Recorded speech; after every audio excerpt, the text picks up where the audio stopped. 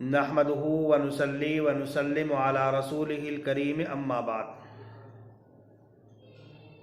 आज का उन्वान है सूरह फील का खुलासा और बाद निकात। सूरह फील से पहले सूरह हुमज़ा को जिक्र किया गया। सूरह हुमज़ा में अल्लाह तबारक व तआला ने बयान किया कि किसी का माल दौलत, सल्तनत व हुकूमत और लश्कर जर्रार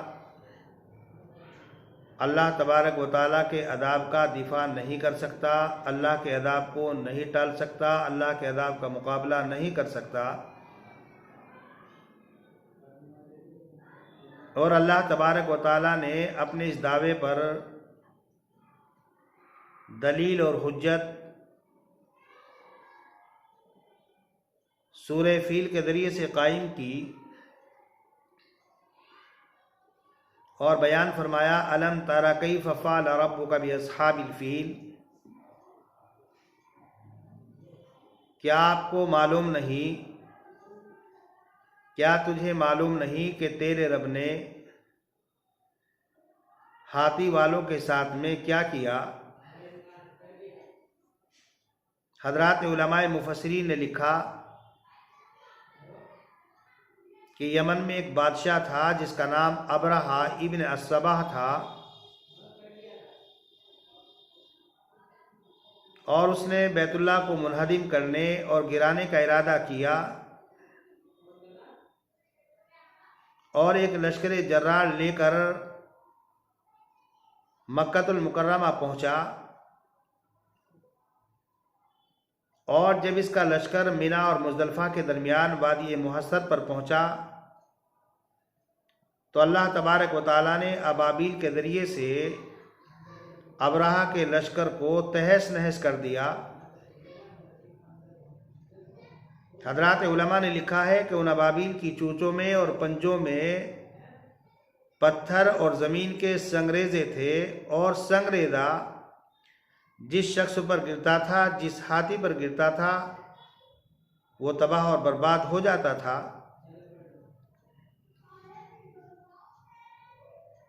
बुजुर्गान मोहतरम,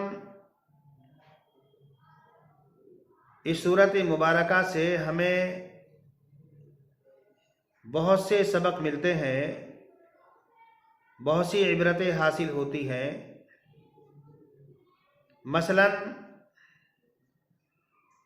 इस सूरह फील के ज़रिए से अल्लाह तबारक व तआला ने अपनी कुदरत को ज़ाहिर कर दिया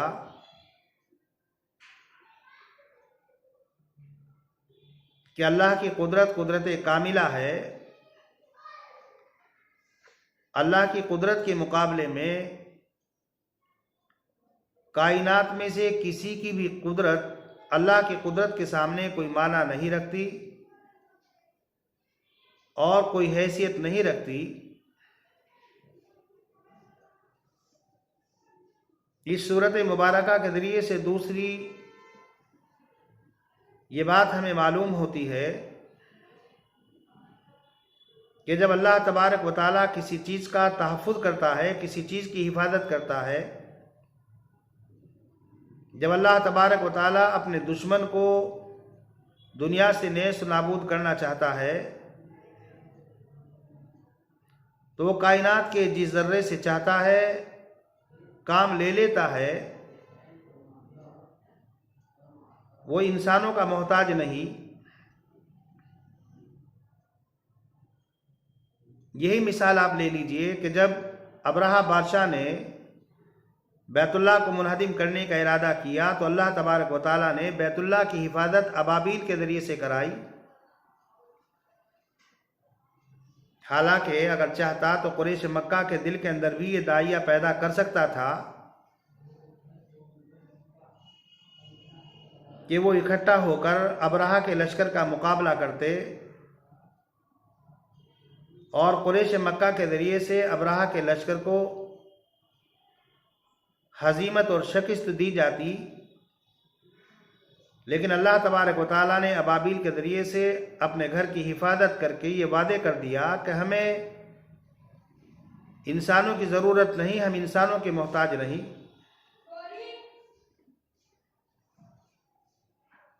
हज़रत मूसा अलैहिस्सलाम के ज़माने में फ़िरौन, जिसने बनी इसराइल पर जुल्म व ताअद्दी की,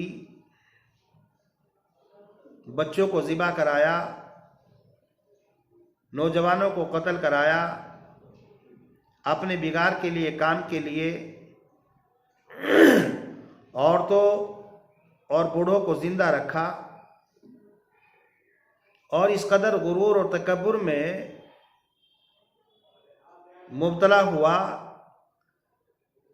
कि अपने रब आला होने का दावा कर दिया, अपनी उलूहियत का दावा कर दिया। अल्लाह तबारक व तआला ने समंदर को हुक्म दिया और उस समंदर के जरिए से फ़िरौन को माँ उसके लश्कर के तबाह और बर्बाद कर दिया गया। अल्लाह तबारक व तआला अगर चाहता तो बनी इसराइल के जरिए से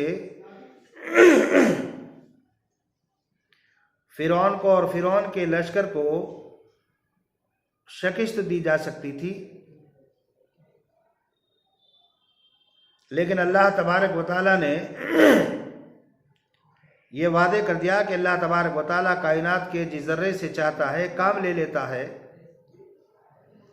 और कायनात का ज़र्रा ज़र्रा अल्लाह की इताअत करता है, फरमाबरदारी करता है। आपने देखा कि कारून, जिसको अल्लाह तबारक व तआला ने माल और दौलत से नवाजा, ज़रो जवाहिरात से उसको नवाजा, जब वो घर से बाहर निकलता था तो ज़रो जवाहिर से लदा हुआ होता था। उसके कलाम से, उसकी गुफ्तगू से, उसकी चाल से, उसकी हैयत से नख़वत और तकब्बुर टपकता था, दूसरे लोगों को हक़ीर और दलील समझता था। जब अल्लाह तबारक व तआला ने हज़रत मूसा अलैहिस्सलाम को कारून के पास भेजा और कारून से कहा, आखिरत को याद कर, आखिरत को मत भूल, अल्लाह ने तुझे जो माल और दौलत से नवाजा, इसमें से गरीब नादार लोगों पर खर्च कर,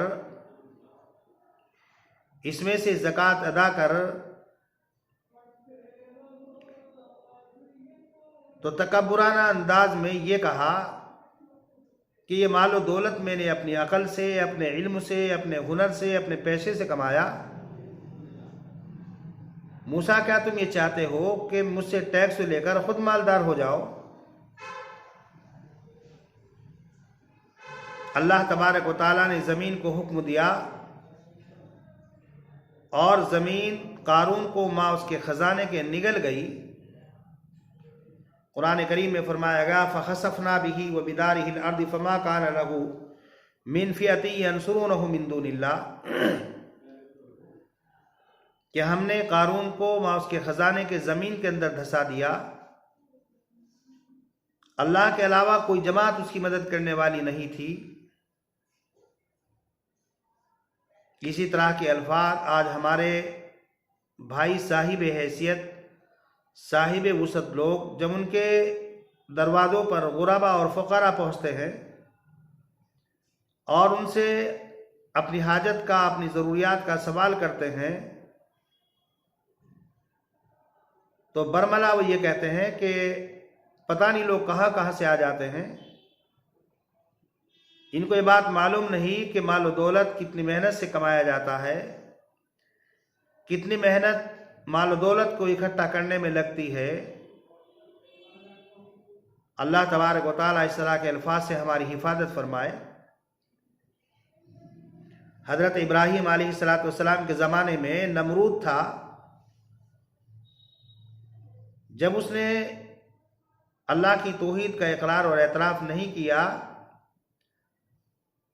तो अल्लाह तबारक व तआला ने एक मच्छर के ज़रिए से नमरूद का काम तमाम करा दिया।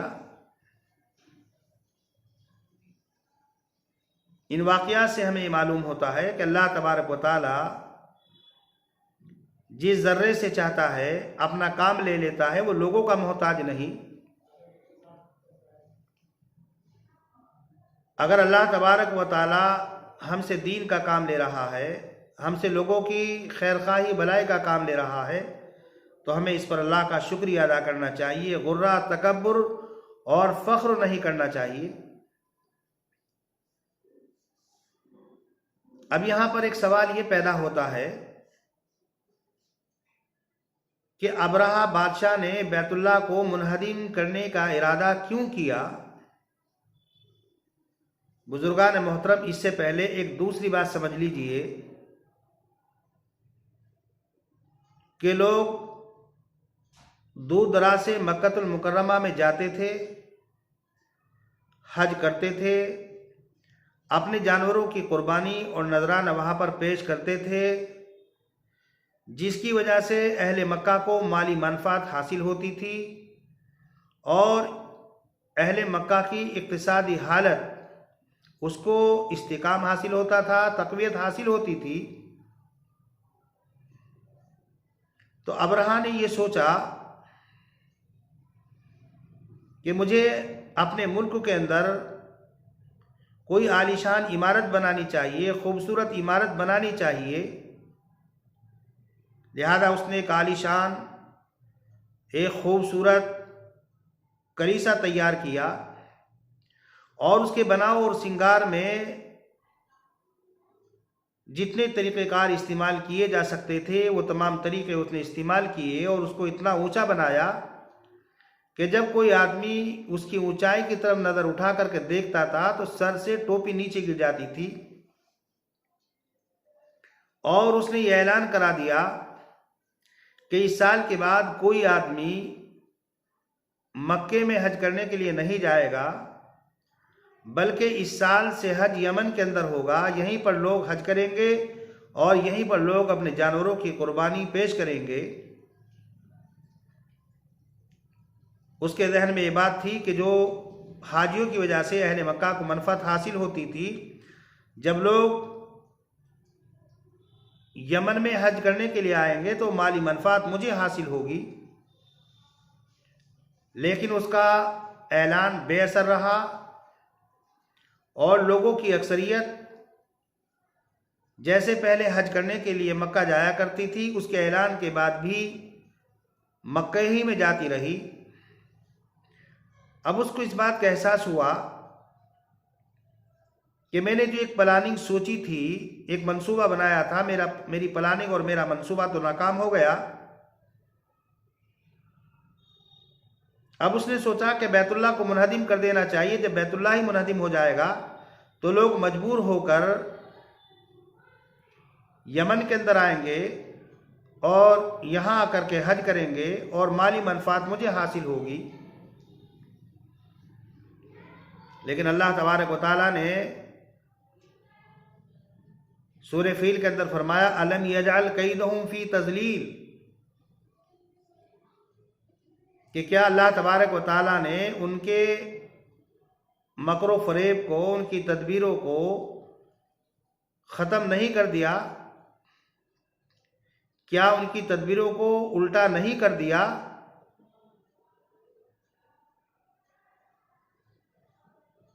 लेकिन अब बैतुल्लाह को मुनहदिम करना है तो कोई ना कोई बहाना तो चाहिए, हीला तो चाहिए। इसलिए कि अगर बगैर हीले के, बगैर बहाने के किसी को निशाना बनाया जाएगा, किसी मुल्क पर हमला किया जाएगा, किसी चीज़ की छवि ख़राब की जाएगी, तो लोगों को जवाब तो देना होगा ना। अब उसने एक चाल चली, अपने गुर्गे कुछ तैयार किए और उन गुर्गों में से किसी गुर्गे ने उसकी कलीसा में पेशाब या पाखाना कर दिया और या उसके अंदर आग लगा दी, जिसकी वजह से कलीसा जलकर भस्म हो गया। अब उसको तैश और गुस्सा आ गया। उसने कहा कि ये काम किसी अरबी शख्स का है, अब मैं बैतुल्लाह को ज़रूर बेज़रूर मुनहदिम करूँगा। अब उसने एक लश्कर जर्रार तैयार किया और बैतुल्लाह को मुनहदिम करने के इरादे से वो चला गया। लेकिन मक्कतुल मुकर्रमा में अल्लाह तबारक व तआला ने अबाबील के ज़रिए से उसके लश्कर जर्रार को तहस नहस कर दिया, ख़त्म कर दिया। चूंकि उसका मकसद माली मनफात हासिल करना था और दूसरा मकसद मक्कतुल मुकर्रमा पर हमला करने का ये था कि बुहायरे अरब में एक बहरी बंदरगाह थी जिसको इक्तिसादी एतबार से आलमी मरकजियत हासिल थी और जिसका कंट्रोल उस बहरी बंदरगाह पर होता था। उस मुल्क को भी आलमी मरकजियत हासिल हो जाती थी। इस मकसद के पेश नज़र उसने मक्कतुल मुकर्रमा पर हमले का प्लान बनाया, लेकिन अल्लाह है, अल्लाह तबारक व तआला ने उसकी तमाम तदबीरों को फेल कर दिया। ये असल में ईसाई और यहूदी जो कौम है बहुत शातिराना कौम है। आपने देखा अमेरिका ने इराक पर हमला किया, कोई जवाज़ नहीं था। अफगानिस्तान पर हमला किया, कोई जवाज़ नहीं था। लेकिन जवाब और बहाने अपनी तरफ से घड़ लिए गए और बहाने और हीले घड़कर हमले का जवाब बनाकर हमला कर दिया गया। अगरचे बाद में पोल खुल गई, लेकिन वो अपना काम कर चुके थे।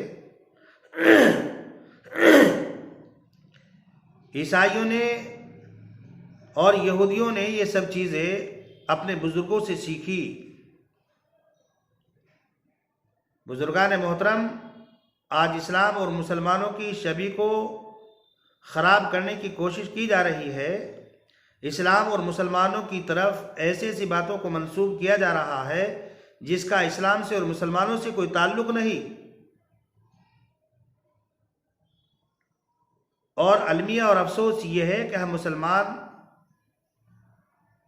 उनका शिकार बन जाते हैं और वो हमें शिकार बनाकर हम ही को इस्लाम और मुसलमानों के लिए गलत तरीके पर इस्तेमाल करके इस्लाम को और मुसलमानों को नुकसान पहुंचाने की कोशिश करते हैं। आप हजरात को मालूम होगा कि कबीले हिमयरी के बादशाहों में से एक बादशाह गुजरा है जिसका नाम था ज़ू नवास। ये ज़ू नवास पहले बुत परस्त था, फिर बाद में इसने यहूदियत को इख्तियार कर लिया और यहूदियत का रंग इस पर इस कदर गालिब आया और मजहब की जुनूनियत में इस कदर इसने शिद्दत इख्तियार की कि इसने यमन के अंदर यह ऐलान कर दिया कि तुम्हारे पास दो ऑप्शन है, दो इख्तियारात हैं, या तो यहूदी मजहब को इख्तियार कर लो वरना कत्ल के लिए तैयार हो जाओ। बाद लोग बेचारे डर कर यहूदी बन गए, लेकिन अक्सर लोगों ने यहूदी मजहब को इख्तियार नहीं किया और अपने मजहब और मसलक पर जमे रहे। तो इसने अपने शहर से बाहर एक खंदक खुदवाई, उस खंदक के अंदर आग को रोशन किया, आग को जलाया और जिन लोगों ने यहूदी मजहब को इख्तियार नहीं किया था उनको चुन चुन कर पकड़ पकड़ कर उस आग के खंदक के अंदर झोंका डाला। बहुत से लोगों को कत्ल कराया, बहुत से लोगों के आधा काट दिए गए। हजरत उलमा ने लिखा है कि ज़ू नवास ने एक दिन में तकरीबन 20,000 लोगों को मौत के घाट उतारा। बुजुर्गान मोहतरम, आज भी यही पॉलिसी इख्तियार की जा रही है, घर वापसी। या तो हमारा मजहब इख्तियार कर लो, अपना मजहब छोड़ दो, वरना तुम्हारे साथ में ऐसा होगा वैसा होगा। लेकिन इन हज़रात को मुसलमानों की तारीख मालूम नहीं कि मुसलमान सब कुछ निछावर कर सकता है, सब चीज़ों को कुर्बान कर सकता है, लेकिन अपने ईमान का सौदा नहीं कर सकता।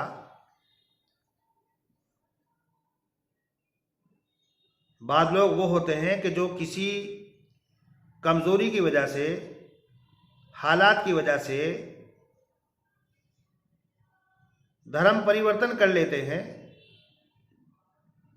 लेकिन मुसलमान अपनी जान को बचाने के लिए, अपने माल को बचाने के लिए, अपनी औलाद को बचाने के लिए कभी अपने मजहब इस्लाम को तर्क नहीं करता, नहीं छोड़ता। बुजुर्गान मोहतरम, आज हमें ज़रूरत है इस बात की कि हम दीगर अक़वाम व मिलल की मकारियों को समझें, उनकी चालाकियों को समझें, उनसे होशियार रहें। जब तक उनकी चालाकियों को और उनके हीलो बहानों को हम नहीं समझेंगे तो उनके दांव से बचना हमारे लिए बहुत मुश्किल काम है। तो सूरह फील के ज़रिए से हमें एक बात मालूम हुई कि अल्लाह की कुदरत कामिला है। दूसरी बात हमें ये मालूम हुई कि अल्लाह तबारक व तआला लोगों का मोहताज नहीं, कायनात का ज़र्रा ज़र्रा उसका मुती और फर्माबरदार है। जिस ज़र्रे से चाहता है वो काम ले लेता है। और तीसरी बात ये मालूम हुई कि लोग कुछ भी तदबीर करें, लोग कुछ भी सोचें, इस्लाम और मुसलमानों को कितना भी बदनाम करें, इस्लाम और मुसलमानों को दुनिया से ख़त्म करना चाहें, लेकिन अल्लाह अल्लाह है, वो तमाम लोगों की तदबीरों को उलट देता है, पलट देता है। अलम यजअल कैदहुम फी तज़लील वारसल अलैहिम तैरन अबाबील। और अल्लाह तबारक व तआला ऐसी चीज़ों के ज़रिए से मदद करवा देता है कि वहम गुमान में भी नहीं होता, हमारे तस्वुर व ख़याल में भी नहीं होता। और अल्लाह तबारक व तआला अपने इस्लाम की सरबुलंदी के लिए, अपने इस्लाम की हिफाजत के लिए, अपने कुरान करीम की हिफाजत के लिए ऐसे लोगों को खड़ा कर देता है जो इस्लाम के पक्के और कट्टर दुश्मन होते हैं। दुनिया के अंदर दुनिया की तारीख हमारे सामने है और ऐसे ऐसे लोगों ने इस्लाम की हिफाजत की जो कभी इस्लाम को मिटा देना चाहते थे। और ये बात याद रखनी चाहिए कि जो जालिम होता है, जो जुल्म करता है, जो जुल्म तादी करता है, एक दिन आता है कि जब अल्लाह का कहर, अल्लाह का गज़ब जोश में आता है और जालिम हुक्मरां, जुल्म करने वाले लोग कैफर किरदार तक पहुंचा दिए जाते हैं और वो खाए हुए भूसे की तरह हो जाते हैं। फिर उनकी कोई हैसियत दुनिया के अंदर नहीं रहती और वो दुनिया से इस तरीके से गायब होते हैं जैसे गधे के सर से सींग। और दुनिया की तारीख में, दुनिया की दास्तान में उनका कोई नाम और निशान नहीं होता। हमेशा दुनिया की दास्तान में उन्हीं लोगों का नाम होता है जो अदल इंसाफ करते हैं, जो जुल्म ज़्यादती के ख़िलाफ़ आवाज़ बुलंद करते हैं, जो लोगों के साथ में खैरखाही भलाई करते हैं, जो लोगों के लिए अच्छा सोचते हैं।